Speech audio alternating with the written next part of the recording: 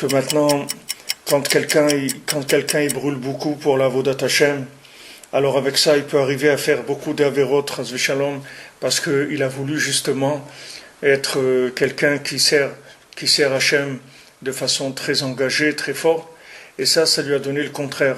C'est-à-dire, au lieu que maintenant, il arrive à servir Hachem, il fait le contraire. Puisque, comme on a dit, tout ce qui déborde, ça se retourne contre nous. Tout dépassement, ça se retourne contre nous.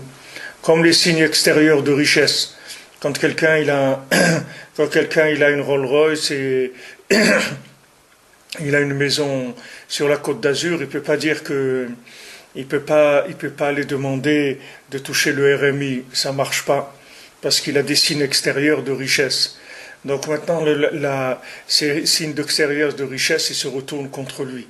Dans l'Avodat Hashem, si on vise trop haut, si on veut trop, alors cette lumière-là, elle se retourne contre nous et ça devient au contraire de l'énergie pour faire des bêtises et pour transformer sa vie en de la souffrance. Alors que la Avodat Hashem, c'est que du bonheur, c'est tout.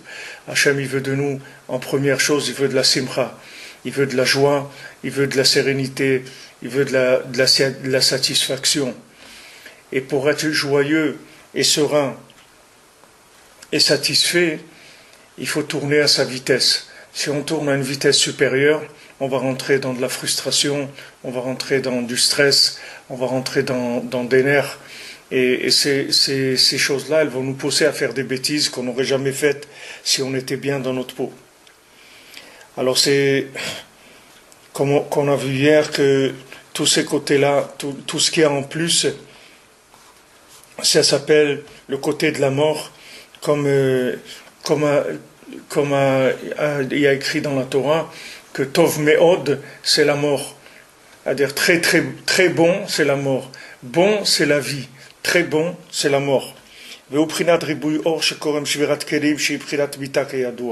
Et ça, c'est quand il y a trop de lumière qui entraîne que les récipients, ils se brisent, et ça entraîne la mort, Chas v'Shalom. La mort, elle peut être Chas v'Shalom physique, comme on peut voir des gens qui arrivent à la mort physique, Chas v'Shalom, par justement le fait qu'ils ont attiré à eux trop de lumière, ils ont voulu aller trop haut. Ou ça peut entraîner la mort, c'est-à-dire le désespoir intérieur où la personne, elle espère plus du tout arriver à quoi que ce soit. Elle s'est pliée à faire la volonté d'Hachem parce qu'elle n'a pas le choix. Elle s'est pliée à faire ce que son mari attendait d'elle, ou sa femme attendait d'elle, de lui, ou ses enfants, ou ses beaux-parents, ou sa communauté, ou ce qu'on veut, ou son cerveau tout simplement.